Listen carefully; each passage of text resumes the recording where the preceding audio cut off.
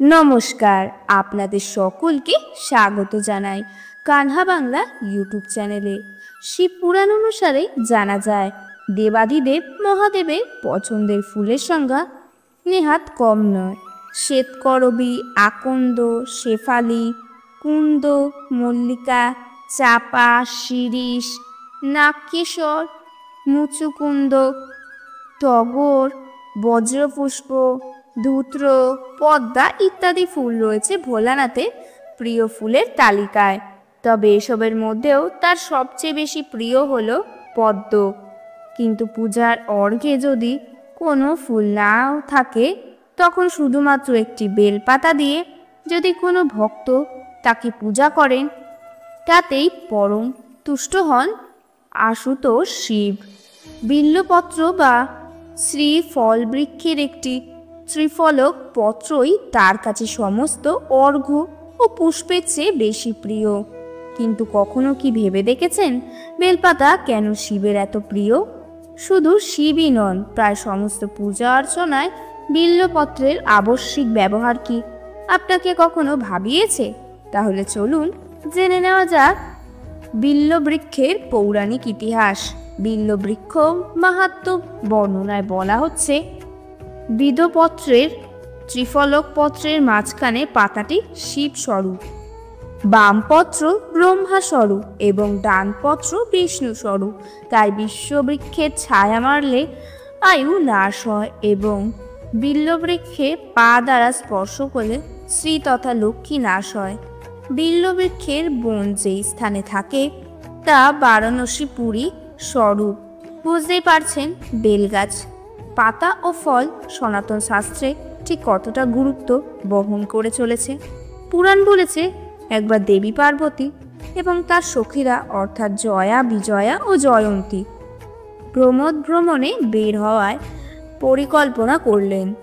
দেবী পার্বতী তার বাহন সিংহযোগে সখীদের নিয়ে গেলেন একটি পর্বতে। দীর্ঘ পথ পরিক্রমার ক্লান্তিতে দেবী মাতার কপালে দেখা দেয় একটি শ্বেতবিন্দু বা ঘাম। সেই শ্বেতবিন্দু মাটিতে পড়ার সাথে সাথে তার থেকে একটি ছোট গাছের জন্ম হয়, যার ছিল 3টি পাতা। তখন সখীরা পার্বতীকে বললেন, দেবী, এই বৃক্ষ তোমারই অংশ, এর একটি নাম প্রদান করাও তোমার কর্তব্য। দেবী পার্বতী তখন ওই গাছের নাম দিলেন বিশ্ববৃক্ষ। তারপর তিনি নিজের শরীরের নানান অংশ এই গাছে স্থাপন করলেন। যেমন গিরিরাজ রূপে তিনি রইলেন, শিকড়ে কাত্যায়নী নামে ফলে এবং দুর্গা রূপে রইলেন ফুলে। তিনি নিজে ঘোষণা করেন, মহাদেবকে এই গাছের পাতা আর ফুল দিয়ে পূজা করলে তিনি সবচেয়ে তুষ্ট হবেন। দেবী পার্বতী নিজে এই গাছে অধিষ্ঠান করেছেন। তাই এই গাছের পাতা বা ফুল মহাদেবকে দেওয়া মানে আসলে পার্বতীকেই মহাদেবের কাছে অর্পণ করা। সেখান থেকেই বেলপাতার ব্যবহার শুরু হলো শিবের পূজায়। তবে এটির কাহিনীটি শেষ নয়। বেলগাছের জন্ম সম্পর্কিত সবচেয়ে প্রচলিত এবং আশ্চর্যজনক কাহিনীটি বর্ণিত হয়েছে শিবপুরাণে। সেই কাহিনী জানার আগে চলুন জেনে নিই বেলগাছ সম্পর্কে এমন কিছু তথ্য যা আপনারা অনেকেই জানেন না। বৈদিক শাস্ত্র মতে বেলপাতা 3টি পাতা একত্রে থাকলে তাকে একটি বেলপাতা বলা হয়। এই 3টি বেলপাতা একত্রে ব্রহ্মা, বিষ্ণু, মহেশ্বরের প্রতীক। অন্যদিকে বিল্ববৃক্ষের ত্রিফলক পত্রকে নিরাকার পরম ব্রহ্মের ত্রিনয়ন হিসেবে বিবেচিত হয়। বলা হয় বিশ্বপত্রের 3টি পাতা যথাক্রমে পূজা, স্তোত্র ও জ্ঞান, এছাড়াও বেলগাছের কাণ্ড বা শাখা যথাক্রমে সৃষ্টি, স্থিতি ও লয়কে উপস্থাপন করে। আপনারা অনেকেই জানেন আমাদের শাস্ত্রে 3 সংখ্যাটির গুরুত্ব অত্যাধিক। আমাদের গুণ 3টি তথা সত, রজ আর তম। আমাদের পরম আরাধ্য 3জন তথা ব্রহ্মা, বিষ্ণু আর মহেশ্বর। আমাদের 3টি লোক তথ্য স্বর্গ, মর্ত আর পাতাল। বলা হয় বেলপাতা এই 3কেই বোঝায় এই অঙ্গে। তাই মহাদেবকে বেলপাতা অর্পণ করা মানে নিজের 3 গুণ, 3 লোক, সব দেবতা, সব কিছু তাকে নিবেদন করা। একটি বেলপাতা তাই নিজেকে সার্বিকভাবে সমর্পণকে নির্দেশ করে। পুরাণ অনুযায়ী সমুদ্র মন্থনের সময় যখন হলাহল নামক ভয়ঙ্কর বিষ উত্থিত হয়ে আসে, তখন দেবাদিদেব মহাদেব বিশ্ব ব্রহ্মাণ্ডকে রক্ষা করার জন্য সেই বিষ পান করেছিলেন। সেই বিধ্বংসী গরল পান করার পর বিষের প্রভাবে তার কণ্ঠ নীলবর্ণ ধারণ করে। এই কারণে শিবের আর এক নাম নীলকণ্ঠ। অন্যদিকে বিষের প্রভাবে গরম হয়ে উঠতে থাকে দেবাদিদেব মহাদেবের শরীর। তখন দেবতারা তার মাথায় গঙ্গা জল ঢালতে শুরু করেন। ঠিক সেই সময় তাকে শরীরকে ঠান্ডা রাখতে বেলপাতাও দেওয়া হয়। পরবর্তীতে বৈজ্ঞানিক গবেষণায় দেখা গেছে বেলপাতা রেডিও প্রোটেক্টিভ অর্থাৎ তেজস্ক্রিয়তা থেকে বেশ কিছুটা বাঁচাতে পারে বেলপাতা। তাই প্রায় সমস্ত দেবাদিদেব দেবদেবীর পূজায় বিল্বপত্র আবশ্যক। তবে অসম্পূর্ণ বা ছেঁড়া বিল্বপত্র ধর্মানুষ্ঠানে অর্পণ করা হলে তা পাপ কার্যের সঙ্গে তুলনা করা হয়। বিল্ববৃক্ষ ও পত্রিকা সম্পর্কে জ্যোতিষশাস্ত্র বলছে, বাড়ির উত্তর পূর্ব দিকে বেলগাছ থাকলে সম্পদ প্রাপ্তি ও অশুভত্ব থেকে মুক্তি মেলে। বাড়ির পূর্ব দিকে বেলগাছ থাকলে বিভিন্ন সম্পদ ও শান্তি লাভের নির্দেশ করে।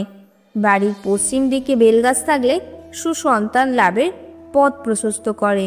বাড়ির দক্ষিণ দিকে বেলগাছ থাকলে দুর্ঘটনা থেকে মুক্তি পাওয়া যায়। এছাড়াও আয়ুর্বেদ শাস্ত্র মতে শারীরিক প্রয়োজনেও বেলগাছের ভূমিকা অনস্বীকার্য।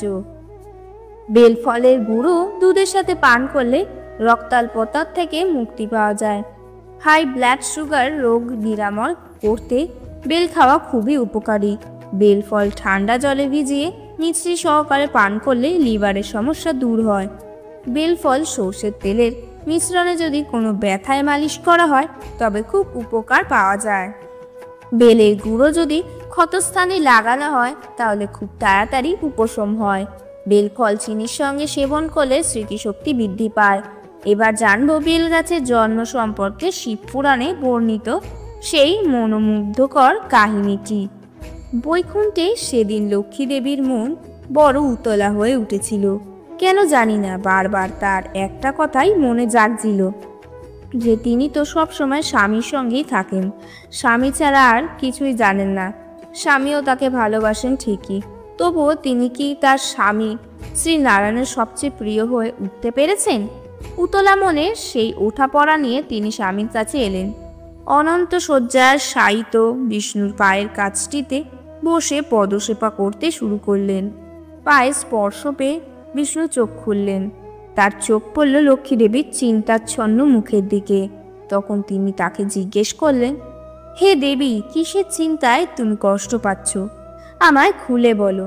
সামান্য দ্বিধায় একটু ইতস্তত করে লক্ষ্মী দেবী বললেন, হে স্বামী, আমি জানি আপনি আমার খুবই ভালোবাসেন, কিন্তু আজ কেন জানি না আমার মন উচাটন হয়েছে। কেবলই মনে হচ্ছে আর সকলের চেয়ে সব কিছুর ওপরে আমি কি আপনার সবচেয়ে প্রিয় হতে পেরেছি? লক্ষ্মীর কথা শুনে জগৎপতি শ্রীবিষ্ণুর ঠোঁটে ফুটে উঠল সেই পরিচিত শীত মধুর হাসি। দেবী লক্ষ্মীকে বললেন, মানুষের কাছে প্রাণ যেমন প্রিয়, তুমি আমার কাছে ততটাই প্রিয় হে দেবী লক্ষ্মী।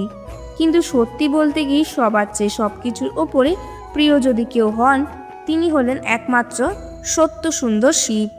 তাকে যারা ভক্তি ভরে পূজা করেন তারাও আমার কাছে শিবের সমান প্রিয় হন।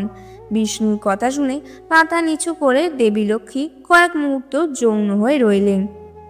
তারপর ছলছল চোখ দুটি তুলে স্বামীকে বললেন, আমি তেমনই এক শিব ভক্ত হতে চাই প্রভু, যেমন ভক্ত হলে আমি আপনার সবচেয়ে প্রিয় হতে পারি। আপনি আমায় পথ দেখান স্বামী, বলে দিন কোন ফুলে কোন মন্ত্রে তুষ্ট হবেন মহাদেব। তখন বিষ্ণু আলতো করে লক্ষ্মী দেবীর কানে দিলেন শিবের প্রিয় পঞ্চাক্ষর মন্ত্র নমঃ শিবায়, আর পুজোর জন্য চয়ন করতে বললেন প্রস্ফুটিত পদ্ম। বিষ্ণুর নির্দেশে বৈকুণ্ঠে স্বয়ং লক্ষ্মী সোনা দিয়ে নির্মাণ করলেন শিবের লিঙ্গস্বরূপ। রত্নময় মন্দির গড়ে সেই শিব মূর্তি প্রতিষ্ঠা করলেন তিনি। তারপর শুরু করলেন আরাধ্য দেবতা শিবের নিত্য পুজো। প্রতিদিন প্রভাতে দেবী লক্ষ্মী সরোবরে গিয়ে নিজের হাতে চয়ন করেন প্রস্ফুটিত পদ্ম। তারপর পবিত্র গঙ্গার জলে পরম নিষ্ঠায় সেই পদ্মগুলি ধুয়ে সেগুলো গুনতে বসেন। পর পর 3 বার গুনে পুজোর থালায় সাজিয়ে নেন 100টি পদ্ম। সেই 100 পদ্মের অর্ঘ্য দিয়ে চলতে লাগলো বিষ্ণু ঘরণী দেবী শ্রীলক্ষ্মী নিত্য শিব পূজা। এভাবেই কেটে গেল পুরো একটা বছর। এলো বৈশাখ মাস। সেদিন বৈশাখের শুক্লপক্ষের তৃতীয়া। প্রতিদিনের মতো পদ্ম চয়ন করে, ধৌত করে, গণনা করে থালায় সাজিয়ে পুজোয় বসেছেন দেবী লক্ষ্মী। নয়ন মুদ্রিত করে দেবাদিদেবের গভীর ধ্যানস্থ হলেন তিনি। সেই সুযোগে ভক্তকে পরীক্ষা করার জন্য শিব পূজার থালা থেকে 2টি পদ্ম হরণ করে নিলেন।